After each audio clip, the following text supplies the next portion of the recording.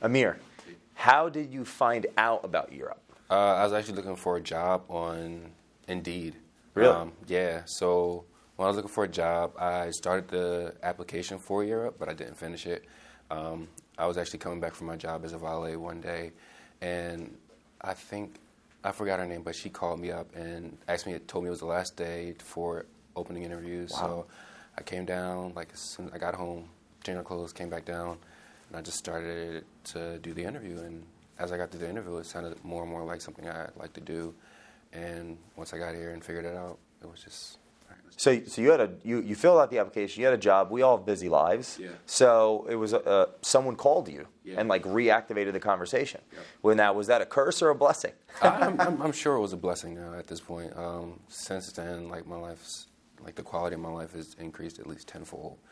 I think that the trajectory of my life right now has just been going up, and it's in a great place. I'm on my way toward my goals. Yeah. Yeah, That's amazing. Yeah. Right now, you're working where? Right now, I'm working at University at Penn, the hospital. Okay. Yeah, I'm a SEV runner on the service desk. So tickets will come in, and these are the ones that directly deal with patient care. I will make sure that everyone who can fix the tickets are involved, and make sure that the right notes are put in the ticket, just to make sure nothing slips through any holes. Because we do have a Swiss cheese model. If something can go through, it actually will go through.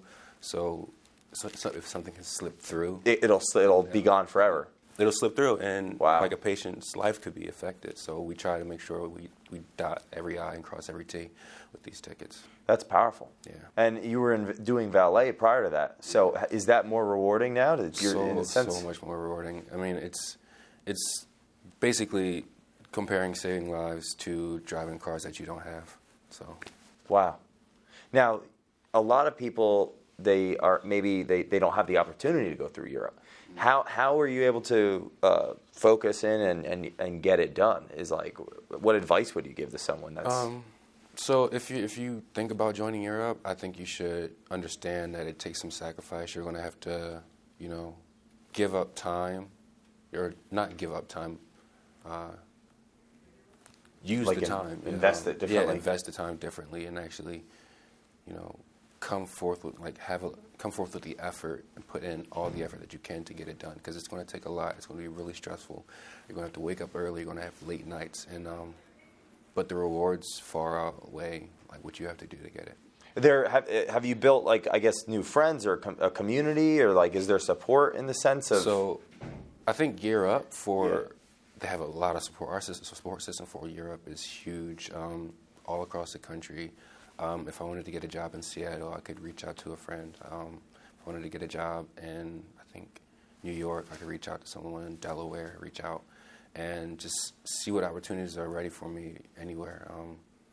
Outside of, yeah.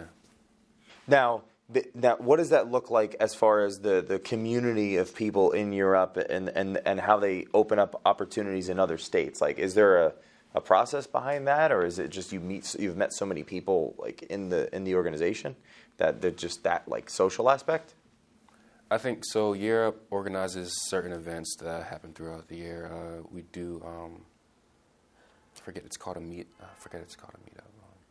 They're so there's actually meetups that happen consistently. Yeah, we do it at least once a year. It's a summit, a Europe summit that we do once a year, where we get everyone from all over the country, different Europe communities come together in one city. We get together, we do team builders and stuff like that.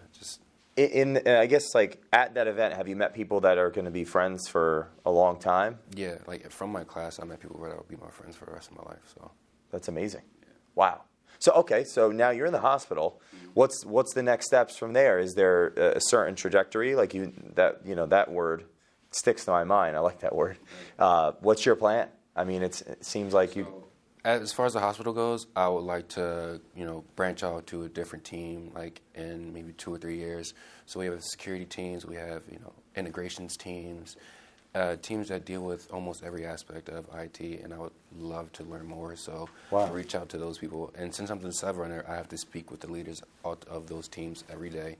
So it's a nice chance to actually get to know these people better and move forward with everything I'm doing. Wow. Oh, that's awesome. Now, what would you say is something that that a skill set or a trait or something that you were able to develop either through Europe or around Europe or in the last couple of years? Definitely my professionalism, how I hold myself when I am in the office setting.